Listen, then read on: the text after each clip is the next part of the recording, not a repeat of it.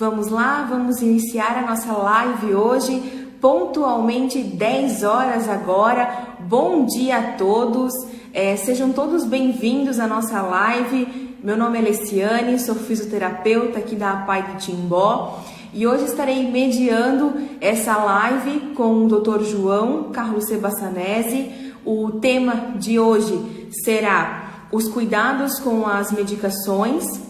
É um tema muito importante, principalmente nesse período agora da pandemia, onde a gente está em casa, precisa tantos cuidados, né? E orientações também aos nossos familiares e nossos alunos também. Agradeço todo mundo que está entrando, vamos compartilhar, convidar nossos amigos para assistir conosco. Mandem perguntas, dúvidas, comentários, todos serão muito bem aceitos e estaremos muito felizes.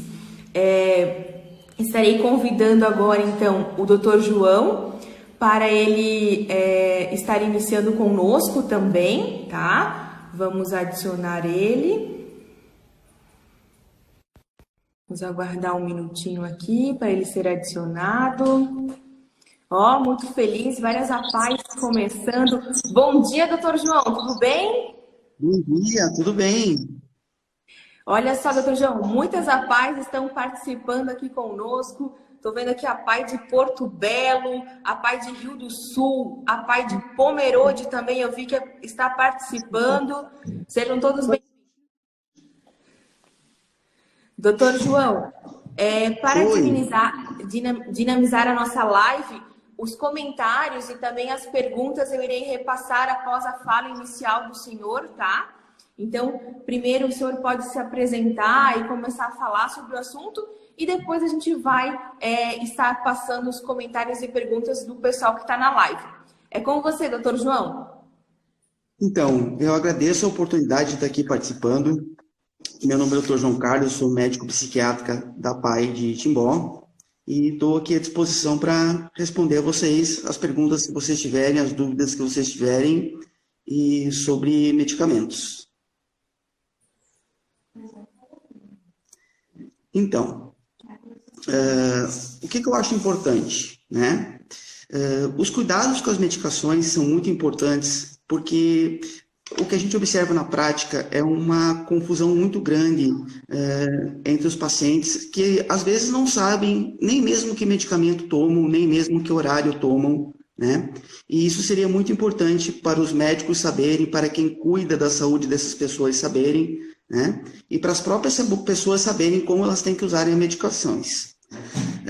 Uma coisa que eu acho importante é a pessoa sempre prestar atenção no que o médico prescreveu, de que forma tem que ser tomada, quantas vezes ao dia, quais são os horários ideais, né?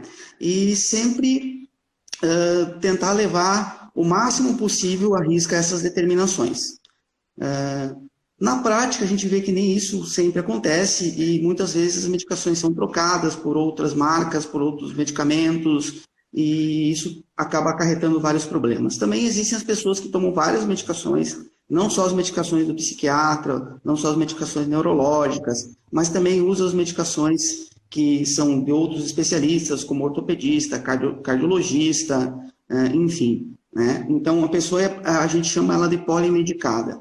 Nessas pessoas o cuidado tem que ser maior ainda, porque a dispensa das medicações, ou seja, o uso das medicações, envolve o uso de medicações de várias especialidades, e é muito comum acontecer problemas em relação a isso. Então, a gente sempre fala que é muito importante deixar as medicações separadas, desenvolver algum método para que elas sejam tomadas corretamente, né? Uma ideia que eu sempre dou é escrever no papel o nome das medicações, colocar café da manhã, almoço, tarde, noite, ao deitar, escrever o nome do remédio, quantas miligramas ele tem e quantos comprimidos tem que ser tomado durante o dia, né? Isso eu sempre falo que é muito importante.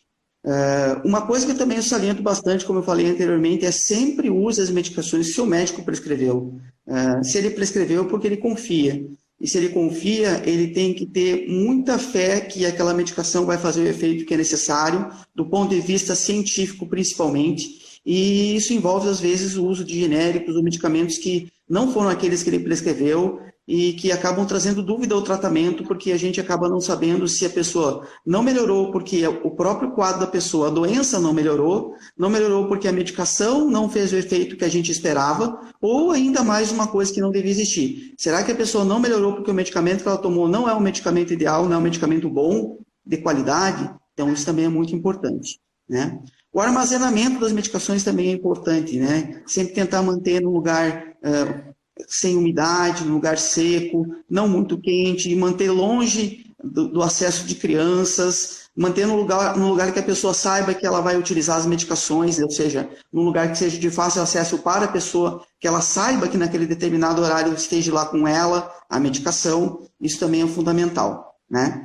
Então, é importante também salientar que quando a gente usa a medicação, a gente tem que sempre ter uma regra, né? E essa regra quem vai dizer é o médico, como tem que ser feito. E se você tiver dúvidas, não tenha a menor dúvida de pegar e entrar em contato com o próprio médico através de telefone ou através de qualquer contato que você tenha, conversar com a secretária tira muitas dúvidas também a respeito de horário de medicação, de marca, de nome, de várias situações que poderiam ser evitadas, né? Novamente falo, acho que pela terceira vez, que é muito comum a gente estar no consultório, fazer uma consulta, a pessoa não saber informar as medicações que tomam de outra especialidade, ou até mesmo aquelas que elas estão tomando com você, e ninguém saber informar isso, por exemplo, consultar pela primeira vez, falar que toma um remédio XY, mas não sabe dizer qual que é a dose, que horário que toma, fica coisa muito vaga, são informações que seriam muito importantes a gente ter em mãos sempre, né? Então, uma coisa que eu acho também interessante é o seguinte: como a gente lida com uma população especial, eu vou falar aqui a respeito das pessoas portadoras de deficiência e até mesmo das pessoas que já têm uma certa idade. E essas pessoas, elas não têm plenas condições de entenderem horários de medicamento, como tem que ser tomado, e às vezes até possuem, mas veja bem, até nós mesmos esquecemos de tomar um medicamento eventualmente. Então, imagina a pessoa com mais idade ou aquela pessoa com uma deficiência, ela certamente vai falhar ou vai esquecer mais comumente do que a gente, né? Então, sempre é bom alguém monitorar essas medicações, dar uma cuidada, ver se está tudo separado certinho, se elas estão sendo tomadas adequadamente, né? Se as medicações estão sendo corretamente adquiridas, de que forma está sendo feito isso, quem controla as receitas, quem controla onde é que elas estão guardadas, enfim, tudo mais, né? Uma coisa que eu acho bem interessante comentar com vocês é a respeito do horário da medicação, né? Normalmente, quando o médico coloca no café da manhã, no almoço, na janta, é junto com a refeição. Se o médico colocar antes do café da manhã, antes do almoço, antes da janta, ou depois do café da manhã, depois do almoço, depois da janta, é nesses horários, ou antes ou depois, né? Sempre que possível, pergunte para o seu médico se a medicação que você vai usar pode ser ingerida junto com o alimento. Porque se puder ser ingerida junto com o alimento, sempre é melhor. Sempre vai ser mais fácil de absorver, sempre vai ter um efeito colateral menor, efeitos colaterais menores. Isso vai proporcionar um conforto maior para todas as pessoas que puderem usar as medicações durante a refeição ou logo após as refeições. Só se deve tomar medicação em jejum antes das refeições ou longe das refeições quando essas medicações forem para ser tomadas nesses horários, ou seja, longe do período em que a gente tem alimentos no nosso organismo em trânsito no sistema digestivo, né? Então, de um modo geral, a gente também tem várias dúvidas a respeito de quanto tempo uma medicação demora para funcionar. Isso varia muito de medicamento para medicamento. Tem medicamento que você toma e faz efeito em minutos, um analgésico, por exemplo, para dor de cabeça. Medicamento para febre demora um pouco mais, mas também faz efeito rápido. Agora, anticonvulsivantes para epilepsia, para convulsão, antidepressivos, medicamentos neurológicos, cardiológicos, psiquiátricos, vários medicamentos de outras especialidades. Às vezes demoram semanas, às vezes demoram vários dias, às vezes demoram até meses para fazer efeito, né? Então, isso também é bem importante a gente conversar com o médico para a gente entender que a gente tem um tempo de fazer efeito, a medicação, de a pessoa sentir a melhora. E muitas vezes acontece o seguinte: A pessoa começa a utilizar a medicação, ela passa por um período de adaptação, onde o nosso organismo vai tentar se adaptar à medicação, onde a pessoa pode sentir algum desconforto, pode sentir uma náusea, pode sentir uma dor de estômago, pode sentir uma dor de cabeça, né? E, nesse momento, é importante a gente entender que existe um período de alguns dias em que o nosso organismo vai ter que se acostumar com a medicação. Isso varia muito de medicamento para medicamento, mas, normalmente, vamos supor, para os medicamentos da minha área, alguma coisa entre 7 e 15 dias, a adaptação ocorre tranquilamente, e dali para frente a gente já começa aos poucos a observar a melhora que o medicamento vem trazendo no decorrer dos próximos, no máximo, 30, 60 dias, às vezes menos, às vezes mais, dependendo de cada caso. Então, basicamente são essas algumas informações que são importantes, né? Então, eu também gostaria de falar sobre as questões das receitas, né? Existem alguns tipos de receita. Existem medicamentos que vão numa receita comum, que é de uma via só, que são aquelas que a gente pode pegar na farmácia, pode pegar no posto, e não tem restrição de receituário, ou seja, não precisa de receita para comprar a medicação, né? Essas são as medicações mais simples, mais comuns, entre aspas, porque nem sempre é assim, né? Mas, enfim, a receita de uso comum. Existem as medicações de controle especial que vêm em duas vias. A maioria das medicações neurológicas, psiquiátricas e algumas outras, por exemplo, antibióticos, vão nessa receita. Essa receita, a pessoa precisa dela para comprar a medicação. E ela contém uma quantidade específica de medicações para determinado tempo que é estipulado conforme a legislação fala, né? Então, na maioria das vezes, uma receita dupla, que é aquela que tem duas vias, uma que fica com o paciente, outra que fica com o médico, o tratamento gira ao redor de 30 a 60 dias. Alguns casos, como remédios para epilepsia, para mais tempo. Então, isso também varia. E aí existem as receitas azuis, que são para medicamentos mais controlados, geralmente os famosos faixas preta, né?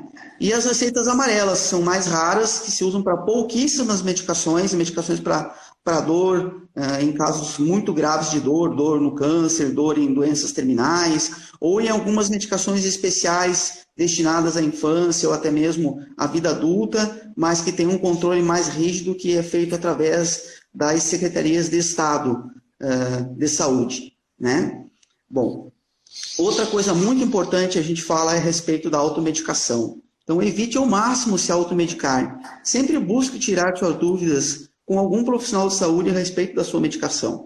Eu sei que nem sempre é fácil falar com o médico em si, mas não é tão difícil você ligar para o posto de saúde e conversar com a enfermeira, que ela vai ter informação. Não é tão difícil você ligar para a secretária do médico que te prescreveu ou te conhece e perguntar se você pode ou não pode tomar determinado medicamento. Então, isso também eu acho uma coisa muito importante. A gente tem que ter consciência de que se automedicar pode trazer problemas para as pessoas, para os pacientes, ainda mais se tratando da nossa população, das pessoas com deficiência. Outra coisa muito importante que eu também sempre digo é a questão do abandono da medicação. Na minha área, isso é uma coisa, infelizmente, muito comum e determina várias recaídas, várias entradas em novas crises, mais dificuldades para o tratamento, uma série de questões que têm um ponto de vista bem negativo. A pessoa, muitas vezes, começa um tratamento porque ela apresenta um sintoma. A gente pode traduzir esse sintoma, independente de qual ele seja, numa dor. A pessoa apresenta uma dor. Essa dor pode ser uma dor física, ou pode ser uma tristeza, ou pode ser uma ansiedade. Ou seja, existe alguma coisa que a incomoda. Ela começa a fazer o tratamento, a medicação começa a fazer a ação, a pessoa se adapta à medicação, passa um tempo tomando e a pessoa acha que está boa, que está tudo resolvido e que pode baixar a dose ou pode até parar o medicamento sem ter orientação do médico. E isso é muito complicado. O abandono da medicação, eu diria que é uma das grandes causas de complicação, um dos grandes problemas que eu tenho, por exemplo, na minha área, e certamente os médicos que tratam de doenças mais crônicas e doenças que exigem medicação a longo prazo, por exemplo, na diabetes, nas doenças cardiológicas, nas doenças neurológicas, tem problemas nessa área também. Então, evitem a automedicação, sempre busquem informações com um profissional de saúde. Hoje existe um acesso mais fácil a esses profissionais, né? E evitem também abandonar a medicação sem o conhecimento médico, sem tratar isso com o seu médico.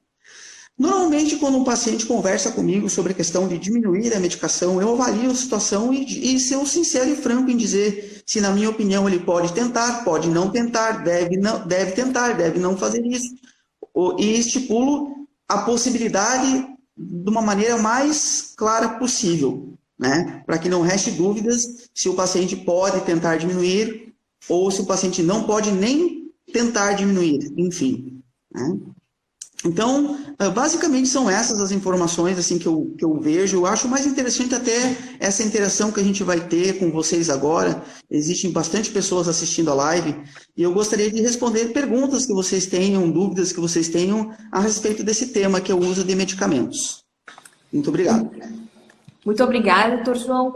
Vou começar lendo algumas perguntas que os participantes estão nos enviando e também agradecer a participação. Nós estamos com algumas cidades nos assistindo, a Pai de Blumenau, a Pai de Brusque, Blumenau, Guabiruba, Porto Belo e Bombinhas, Pomerode também está conosco. Podem ir mandando as cidades que estão participando conosco para estar nos acompanhando e vendo os participantes, né, doutor João?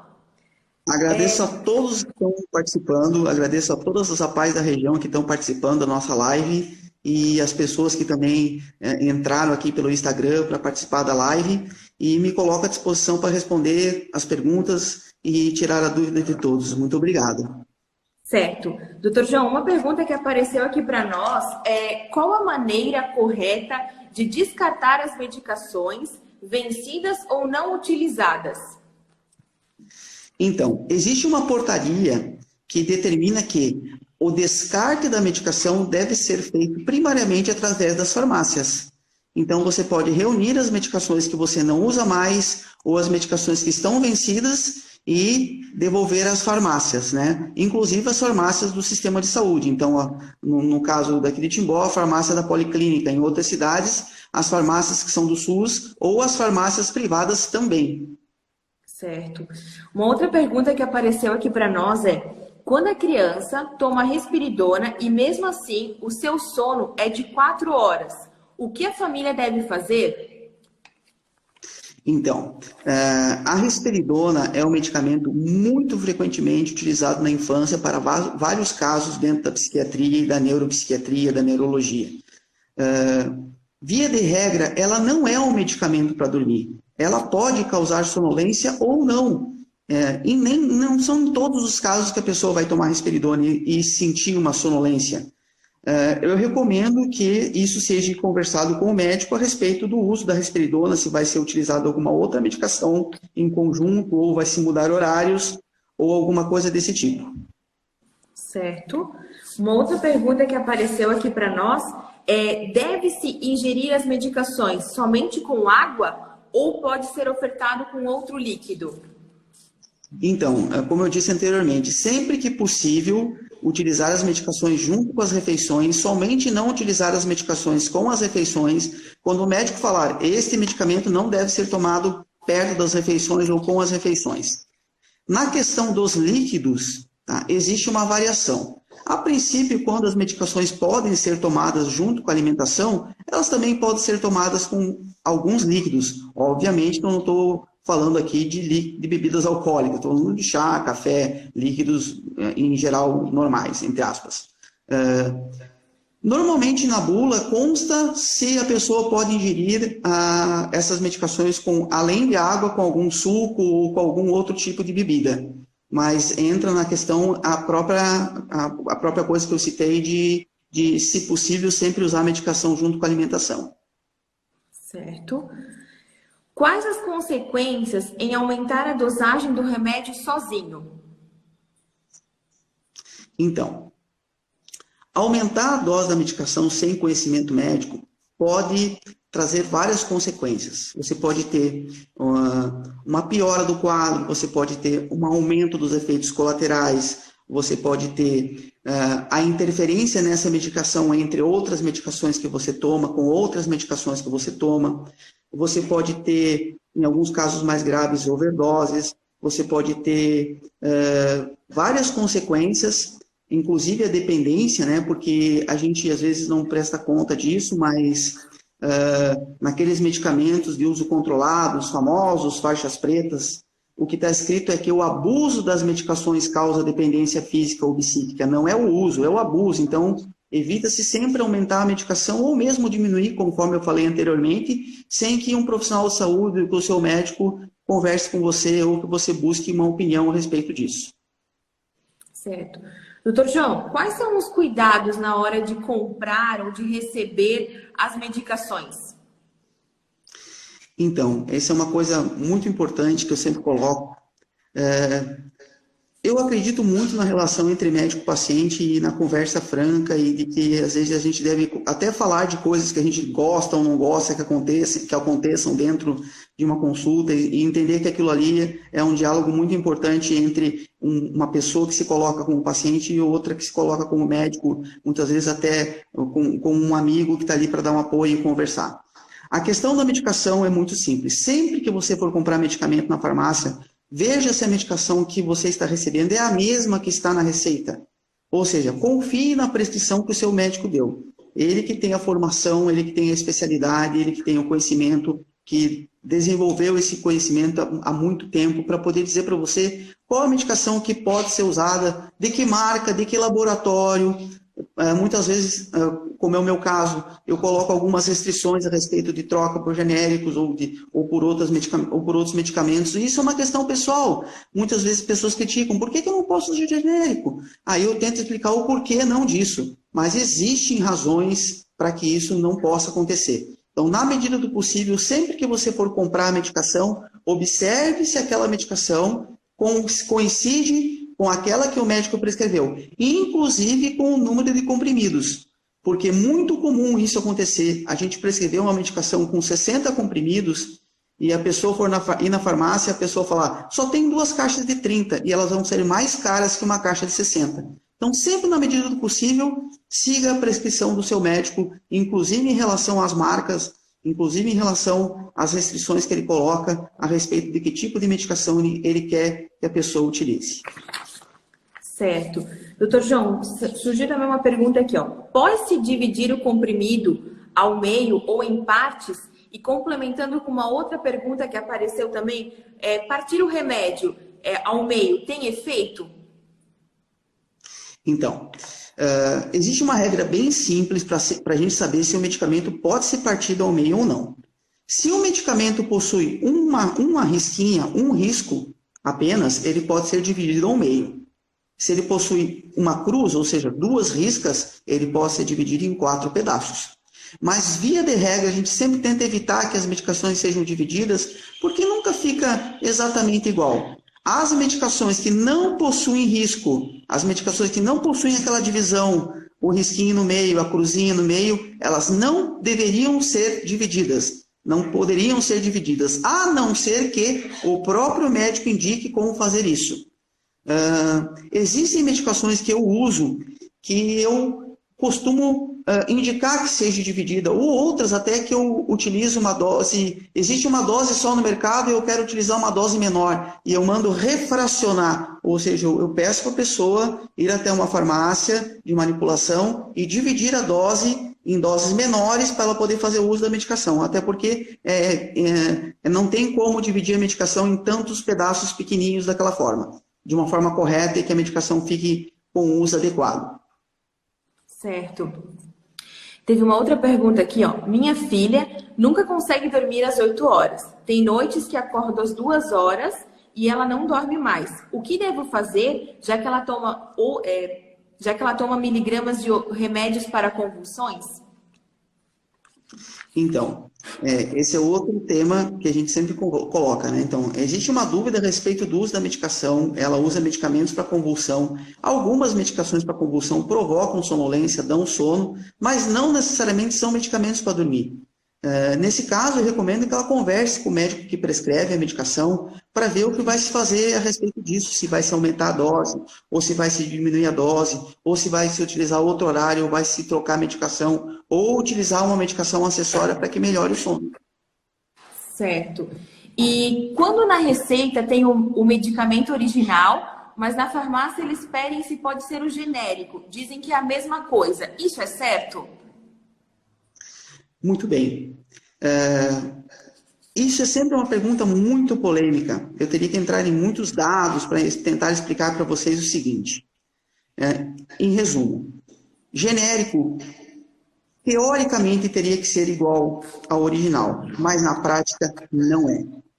Existem bons laboratórios que fabricam bons genéricos e existem maus laboratórios que fabricam péssimos genéricos. O problema é que, quando você vai na farmácia e eles vão te dar um genérico, o médico não vai saber de qual laboratório é o genérico que você está utilizando. E talvez ele não. E dessa forma, pode ser que você pegue genérico, você adquira genérico de uma marca que não seja boa, que não seja de qualidade. E o médico ainda não vai ficar sabendo que você vai estar tomando genérico ou não. E, eventualmente, se você não conseguir uma melhora do seu caso, dos seus sintomas, ele não vai saber que você não utilizou a medicação que ele prescreveu originalmente, né? Voltando a esse assunto, a questão da medicação original. Na verdade, os medicamentos eles são divididos em 4 tipos. O medicamento original foi o primeiro medicamento que saiu com aquele nome, com o nome científico. No caso, vou dar um exemplo, esse Citalopram é o Lexapro, que é uma medicação original, que obviamente é uma medicação importada, bem mais cara do que as outras. Aí existe, logo a seguir, os medicamentos similares, que são medicamentos que têm outros nomes, mas possuem a mesma substância, mas são fabricados por vários outros laboratórios. Na maioria das vezes hoje, eu percebo que os médicos têm prescrito medicações similares e, mais raramente, medicações originais, quando não existem os similares ou quando os originais têm um preço que também compete com os similares. Depois, os similares têm os genéricos e, por último, os manipulados feitos em farmácias de manipulação. Voltando à questão dos genéricos, a grande questão é essa. De que laboratório estou tomando genérico? Será que esse laboratório é bom ou é ruim? Também saliento que é muito comum a gente ver isso na prática. A gente prescreve uma medicação de um determinado laboratório que é similar, ou seja, ela tem um nome do próprio laboratório. E você vai ver o genérico do mesmo laboratório sai mais caro. Então, o medicamento que tem a marca do laboratório é mais barato e o medicamento genérico do mesmo laboratório é mais caro. Claro que existe genérico mais barato, mas a gente tem que se questionar, novamente, eu digo, a questão da qualidade, do laboratório que está sendo utilizado. E eu acho que é sempre interessante vocês conversarem isso com os médicos que tratam vocês para terem um esclarecimento melhor, né? É muito bom sempre que o paciente traga a medicação na consulta quando ele tem alguma dúvida a respeito disso. Certo. Outra pergunta. Para não tomar o famoso faixa preta, existe algum medicamento natural que possa ajudar a acalmar? Então, para não se usar medicamento faixa preta, a gente tem que avaliar a situação do paciente, que medicamento que é, quanto tempo ele toma, qual é a necessidade que ele tem de utilizar aquele medicamento ou não, porque às vezes ele pode ser prescrito para uma coisa específica que somente ele faz aquilo. Mas, via de regra, em muitos casos, a gente consegue substituir, em algumas pessoas, como eu disse, a medicação, entre aspas, faixa preta, por outra medicação. Nem sempre vai ser uma medicação natural, mas vai ser uma medicação que não tem essa questão de ter um uso controlado, um uso faixa preta. Outra coisa que é muito importante é a gente entender que o faixa preta por si só não é um grande problema. O problema não é o uso do faixa preta, o problema é o uso de doses exageradas e de medicamentos que não são mais usados e que foram prescritos ou que estão há muito tempo na mesma dose sem uma revisão. Mas o problema da faixa preta não é o faixa preta em si. Eu acho que o maior problema do faixa preta em si é o excesso do uso desses medicamentos e as doses muito altas que são prescritas quando os casos precisariam de doses menores. Enfim, mas existem alternativas. Certo. Quando esquecemos de tomar a medicação num horário, o que fazer? Então, isso varia de medicamento para medicamento. Nem todos os medicamentos você pode tomar na hora que você lembrar se você esqueceu, né? Então, como é uma questão de caso a caso, depende de cada medicamento, isso tem que ser perguntado para o médico ou tem que ser questionado, como eu disse, a enfermeira ou a própria secretária do médico, que ela vai ter essa informação, dependendo de quanto tempo ela está trabalhando, ela vai saber bastante coisa. Então, isso é importante, porque tem medicamentos que são para tomar de manhã, que logo depois do meio-dia você já não deveria mais tomar. Mas existem medicamentos que, por exemplo, se você esqueceu de tomar no horário, pela manhã você pode tomar logo na tarde, ou eventualmente até à noite, mas isso depende de cada caso. Certo. Doutor João, existe algo paralelo que podemos fazer ao uso da medicação? Questões atitudinais? Então, eu sempre digo que a medicação é uma parte do tratamento. Nenhum tratamento e nenhuma especialidade médica depende exclusivamente da medicação. Nós somos seres que temos vários componentes. Nós somos seres biológicos, físicos, psicológicos, mentais. Somos seres sociais, que temos as nossas atividades sociais, nosso trabalho, nossa família. E somos seres espirituais. Todas essas coisas interferem no bem-estar e na saúde do indivíduo. Então, a partir do momento que a pessoa utiliza uma medicação e reforça essas outras etapas com uma atividade física, com uma boa alimentação, com, de repente, melhorando questões sociais, melhorando a espiritualidade, tendo mais fé, buscando coisas positivas na sua vida. Eu sempre falo, tirando o foco do negativo, as coisas tendem a ficar mais fáceis de ocorrerem. Os tratamentos tendem a ficar mais tranquilos de terem bom resultado. Então, nem sempre a medicação, eu acho isso um erro muito grande, quando a pessoa ela acredita que só o remédio vai melhorar. Nada que eu faça ou que eu mude nos meus hábitos vai me ajudar. Isso não é verdade, até mesmo para doenças muito comuns como a diabetes. Não adianta nada você tomar um remédio para diabetes e depois ir comer doce, né?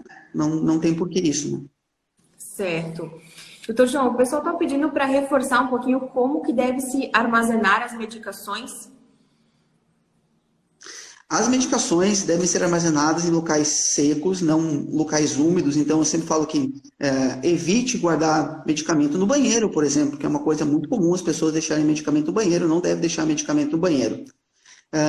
Esse lugar também deve ser, como eu falei, deve ser seco. Ele deve ser num lugar que a pessoa tenha acesso, mas o acesso das crianças seja um pouco mais difícil, né? Esses medicamentos, às vezes, são medicamentos que a pessoa tem que carregar com ela. Então, ela tem que carregar num lugar seguro, tem que lembrar de carregar a medicação com ela, né? E basicamente seria isso. Certo. Existe algum medicamento que pode causar aumento de peso? Sim, existem várias medicações que podem causar aumento de peso. Mas quando se fala em aumento de peso, eu divido em duas etapas. Existem medicamentos que podem aumentar o apetite, mas aí a pessoa vai lá e começa a comer mais e ganha peso. Então é uma questão, com o medicamento aumenta o apetite, a pessoa come mais e ganha peso. São raras as medicações que fazem o contrário, ou seja, que a pessoa toma a medicação, continua comendo a mesma coisa ou até faz dieta e ganha peso. São raras. A maioria das medicações, elas podem causar aumento do apetite, mas a pessoa vai lá e começa a aumentar a ingesta de caloria, aumentar a quantidade de comida e ganhar peso. Então, a educação alimentar, nesse sentido, é bem importante. Da mesma maneira que existem medicamentos que aumentam o apetite, existem medicamentos que são neutros, que não interferem ou interferem muito pouco no apetite, e existem medicamentos que até diminuem o apetite. Certo. Existe alguma medicação que vicia? Então, essa palavra é uma palavra bem colocada, vicia. Na verdade, nenhuma medicação vicia, porque vício é quando você utiliza uma substância que provoca um prazer momentâneo, mas que traz muito danos ao teu organismo. Vício é você fazer o uso de substâncias ilícitas, ou mesmo de substâncias lícitas, como o álcool, de maneira exagerada. Vício é quando você utiliza cocaína, maconha, heroína, êxtase, crack. Quando você utiliza uma substância que é ilegal para ter reações no teu organismo momentâneas ou duradouras, mas que não trata nada, ele não tem finalidade médica nenhuma, não serve para nada a não ser para o próprio prazer. Isso é vício. O que acontece com as medicações se chama dependência. E quando você fala em dependência, a gente tem que entender que existem dependências positivas e existem dependências negativas. Quando você utiliza um medicamento tá? De forma, como o médico te orientou, para um problema que você tem, ele é uma dependência positiva. Pensem bem, qual é a pessoa que vai dizer para uma pessoa que é diabética, que todo dia faz a injeção de insulina 2 ou 3 vezes ou mais, que ela é uma drogada viciada em droga injetável? Isso soa absurdo, ninguém vai falar isso. Mas, de outra maneira, a gente entender que o diabético ele é dependente da insulina para poder controlar o seu problema de saúde e viver melhor. Da mesma maneira, a gente é dependente de alguns medicamentos quando a gente tem problema de saúde, de tomar esses medicamentos para viver melhor. Isso pode ser a longo prazo, a curto prazo, independente dessa questão. Mesmo assim, nos medicamentos existe a dependência negativa, que é quando você pega uma medicação que o médico te prescreveu e você utiliza de uma forma incorreta, você abusa da medicação. Um exemplo, a pessoa vai lá e exagera na comida e depois se entope de laxante para poder eliminar aquilo. Isso é uma dependência de medicação negativa, né? Então, não existe vício de medicação, existe dependência. Essas dependências elas são avaliadas pelo médico se elas estão dentro daquilo que é esperado, se elas são negativas ou positivas, e é orientado sempre o paciente da melhor situação possível para ele. Certo. Efeitos colaterais, riscos e benefícios com o uso de medicação?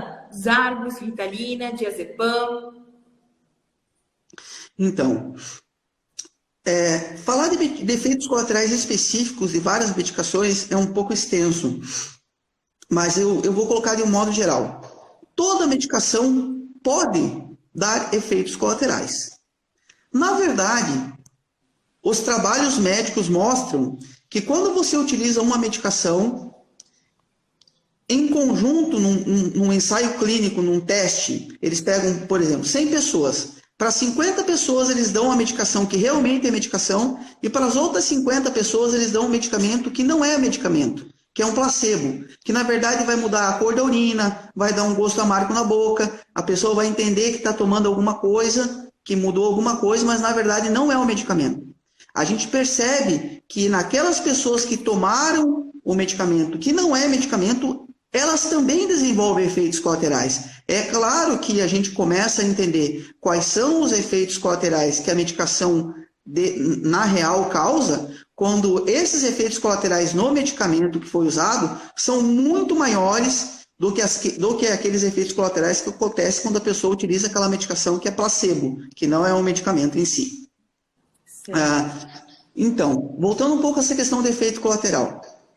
Existem vários tipos de efeito colateral. Eu sempre digo que no início do tratamento você pode ter os efeitos colaterais de adaptação, que são aqueles efeitos colaterais mais comuns, como dor de cabeça, náusea, uma irritação gástrica, um pouco de tontura, alguns efeitos mais leves que no decorrer dos dias o organismo vai se adaptando de forma positiva na maioria dos casos, mas isso pode demorar alguns dias, pode demorar uma semana, pode demorar até 2 semanas, em alguns casos pode demorar mais tempo, ou até não ocorrer, dependendo do tipo de medicação. Por exemplo, medicações para doenças muito graves, né? Então a gente pega medicações para o uso do câncer, por exemplo, ou de outras doenças muito graves, que elas por si só têm efeitos colaterais, mas o seu uso se faz necessário.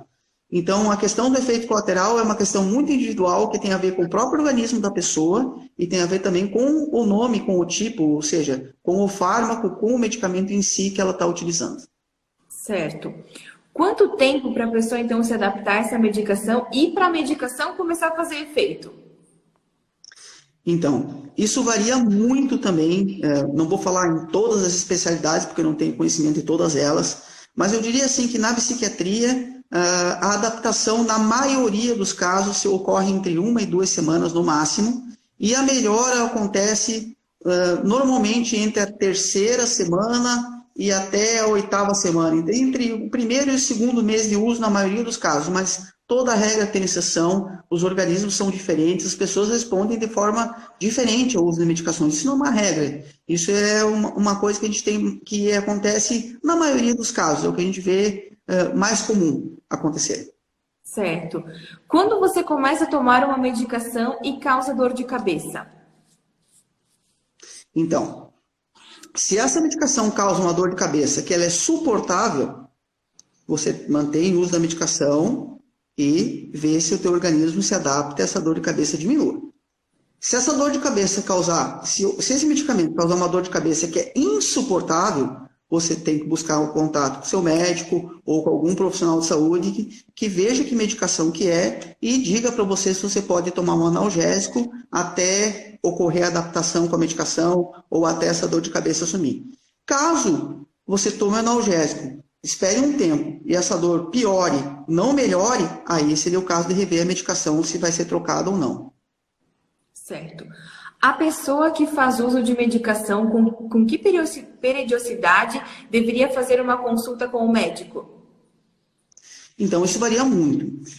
Mas eu vou falar assim de uma regrinha bem básica. Se a pessoa está com o seu quadro de saúde em fase ativa, ou seja, ela está com o problema ativo, muitas vezes o médico pode pedir para ver essa pessoa em 15 dias, em uma semana, né, em um mês. Na psiquiatria, normalmente a gente vê a pessoa, enquanto ela está na fase ativa, uma vez por mês, ou às vezes menos. Quando ela está numa fase semi-estável, ela tem alguns sintomas residuais, a gente vê a cada 2 meses.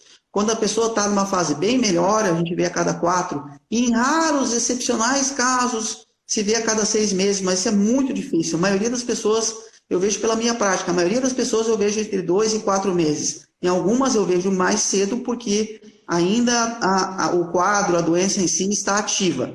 Isso varia muito de especialidade para especialidade. Por exemplo, a gente não pode esperar que uma infecção urinária, que um tratamento demora de 7 a 10 dias, o médico não vai pedir para lhe ver antes ou até fazer exames antes de fechar um mês de tratamento. Então, isso é caso a caso. Eu estou falando mais da neuropsiquiatria. Tomar cetralina por 15 anos consecutivos, o medicamento faz o mesmo efeito? Sim, o medicamento faz o mesmo efeito. A não ser que tenha acontecido alguma coisa fora do normal, que o teu quadro tenha piorado por algum outro tipo de motivo. Pela qualidade da medicação, ou pelo próprio agravo do quadro, por uma recidiva, ou por fatores externos, enfim. Mas a pessoa pode manter a dose de um antidepressivo por vários anos, sem necessidade de ajuste de dose. E em alguns casos isso vai ter que acontecer, porque aconteceram fatores ao redor da pessoa, ao redor do tratamento e da pessoa, que indicam que deve ser feita uma modificação na medicação ou um ajuste de dose. Mas isso não é regra. Quais os sintomas podemos observar quando a pessoa está com sintomas de depressão? Então, a pessoa... A tristeza, ela faz parte da vida da gente. Eu costumo colocar que na medicina se fala que nas outras especialidades a pessoa tem uma doença. Na psiquiatria, a gente fala que a pessoa tem um transtorno. Na saúde mental, a gente fala que a pessoa tem um transtorno. Por que o transtorno? Que é a transformação de uma coisa que a gente pode ter normalmente numa coisa que está nos atrapalhando. Todos nós podemos ter ansiedade, tristeza, todos nós podemos ter medos. Isso nem sempre é problema. Quando que uma tristeza, quando que um desânimo, quando que uma falta de vontade, quando que pensamentos repetitivos, quando que uma ansiedade, uma angústia, um terror, uma tensão, ela se torna problemática. Quando ela perdura por mais de 15 dias e quando esses sintomas atrapalham a vida da pessoa ativamente, a pessoa sente prejuízo por causa desses sintomas, ou quando as pessoas que estão ao redor dessa pessoa também sinalizam isso ou sofrem por esses sintomas que a pessoa sente. Né? Então, é o momento de se buscar tratamento dentro da saúde mental. Certo. Existe a possibilidade de uma pessoa ter que tomar antidepressivo para o resto da vida? Existe sim. Existe a possibilidade de a gente ter que tomar antidepressivo o resto da vida. Uma coisa interessante a gente falar a respeito de antidepressivo é que antidepressivo é uma nomenclatura, né? Então, a medicação é classificada como antidepressiva, mas, na verdade, ela é utilizada para vários outros tipos de quadro, vários outros transtornos. Por exemplo, transtorno do pânico é tratado com antidepressivo, transtorno de estresse pós-traumático, transtorno de ansiedade generalizada, transtorno obsessivo-compulsivo é tratado com antidepressivo. E dependendo do caso que a pessoa tem, ela vai ter que fazer o uso dessa medicação a longo prazo. Eu coloco essa questão assim a vida inteira. A vida inteira é uma coisa tão complexa porque a gente vê que saem tantas medicações novas, as pessoas às vezes mudam as medicações, as pessoas mudam o ciclo de vida, ou às vezes a pessoa começa a colocar na sua vida aquelas outras coisas que eu citei anteriormente, melhorar a qualidade de vida, melhorar a alimentação, melhorar o exercício físico, melhorar aquelas coisas do lado espiritual, aquelas coisas do lado do relacionamento pessoal, de intimidade, de família, e acaba tendo que, com o tempo, podendo diminuir a dose do medicamento, claro, de acordo com o que é tratado com o seu médico. Certo. Nunca fazer isso sozinho.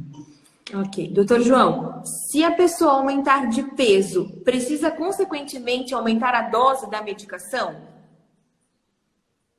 Se a pessoa aumentou de peso, ela precisa aumentar a dose do remédio? Isso. Não, depende. Se a pessoa está utilizando um medicamento que é para dar apetite, porque ela está muito inapetente, está muito magra, ela está ganhando peso, não se mexe na dose. Agora, se a medicação está causando ganho de peso, ou porque ela aumenta o apetite, a pessoa começa a comer mais e ela começa a ganhar peso, tem que haver uma reeducação alimentar, tem que se rever a medicação, tem que ver dose, tem que ver se não tem alternativas que não causem o aumento do apetite, ou se a pessoa também utiliza outras medicações que também podem causar aumento do apetite. Como eu citei anteriormente, a maioria das medicações elas não causam ganho de peso por si só. Elas não aumentam o peso sozinhas. Elas aumentam o apetite, a pessoa vai lá e come mais e engorda. Não existe essa de, eu tomei esse medicamento, continuei comendo a mesma coisa, ou comendo menos e engordei. São raríssimas as medicações que elas engordam por si só. Ou seja, que mesmo a pessoa fazendo dieta ou comendo menos do que antes, ela vai ganhar peso. Certo. Doutor João, entramos nos minutos finais da nossa live. Temos ainda algumas perguntas para finalizar e depois o senhor já pode fazer o fechamento também, tá? A moça que tinha perguntado anteriormente sobre a medicação antidepressiva para o resto da vida, questionou se esse antidepressivo não deveria curar. E também teve uma pergunta se existe algum medicamento para doenças mentais que podem surgir com a síndrome do pânico. Existem vários medicamentos que surgem no decorrer do tempo que servem para pânico, depressão e vários outros quadros mentais. Essa questão da cura é uma questão muito interessante, porque, na verdade, são poucas as doenças na medicina que se curam. As doenças se tratam. A gente trata a doença para ela deixar de existir ou pelo menos diminuir o máximo possível e a pessoa ter qualidade de vida. Então, cura é uma coisa subjetiva. A gente tem a questão da cura quando a gente fala, por exemplo, de uma infecção, uma virose, como a Covid, por exemplo. A gente fala em cura quando a pessoa se curou, desenvolveu anticorpos, ou quando tem uma infecção urinária que matou a bactéria, a pessoa está curada, ou quando tem um problema cirúrgico, vai lá e retira determinado órgão, a vesícula, e aí o seu problema está, entre aspas, curado. Mas, na verdade, a maioria dos tratamentos na medicina ele não tem um fim curativo, tem um fim como o próprio nome diz, é um tratamento. E às vezes o tratamento é a longo prazo, às vezes a médio e às vezes a curto prazo.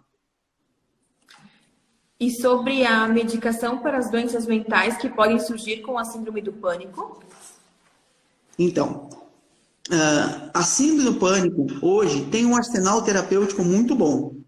Tá? Nós temos várias medicações que tratam o pânico muito bem. É muito difícil você ter hoje um caso de pânico que não tenha sucesso no tratamento. Ou seja, o que a gente chama de pânico refratário. O pânico que nenhum tipo de atitude, não só de medicação, que nenhum tipo de abordagem terapêutica resolveu. Isso é mais comum, por exemplo, nas depressões. Existem depressões refratárias que, mesmo com vários tipos de tratamento, elas continuam dando sintomas residuais ou continuam ocorrendo. Isso acontece, por exemplo, na esquizofrenia, também. Isso acontece, por exemplo, no transtorno bipolar, também. Mas no pânico é raro um caso de pânico ser refratário. A maioria dos casos de pânico a gente consegue tratar com um arsenal terapêutico, com as medicações que a gente tem à disposição hoje em dia, e também, claro, com outras medidas de qualidade de vida. Porque muitas vezes a gente observa que o pânico às vezes não é pânico e tem coisas acontecendo na vida da pessoa que interferem ou que causam ou que agravam aqueles sintomas que ela está experimentando. Certo. Doutor João, queres fazer mais alguma colocação para fazer o fechamento? Eu agradeço a participação de todos vocês e, na verdade, eu gostaria até de responder mais perguntas, se o tempo permitir, porque é uma coisa que eu gosto bastante de fazer do que ficar falando o tempo todo sozinho. Doutor João, nós agradecemos a sua participação na live, muitos elogios, tá? O pessoal está mandando parabéns, agradeceram bastante a sua explicação, a live foi muito interessante. Queremos também agradecer a todos os participantes que enviaram perguntas, que enviaram comentários para nós. Nós agradecemos bastante e a live ficará gravada no nosso canal do Instagram para acesso também para outras, quando quiserem retornar o conteúdo. Muito obrigada. Obrigada, doutor João. Muito obrigado, eu agradeço para vocês pela oportunidade aqui da Pai de Timbó e de todas as pais que estão participando também da nossa live, de terem vindo aqui e assistido o nosso conteúdo. E também me coloco à disposição para as pessoas que estão assistindo, que façam suas perguntas, que na medida do possível eu vou responder. Eu tenho muito pouco tempo de acesso ao celular, enfim, mas na medida do possível eu vou tentar responder. Agradeço a todos mais uma vez, tenham uma boa semana. Muito obrigado. Boa semana a todos e continuem acompanhando a programação. À tarde e à noite também teremos outras lives com outras APAES. Vamos acompanhar e participar dessa Semana Nacional da Pessoa com Deficiência Intelectual e Múltipla. Obrigada a todos. Tchau. Tudo bem. Tchau, tchau.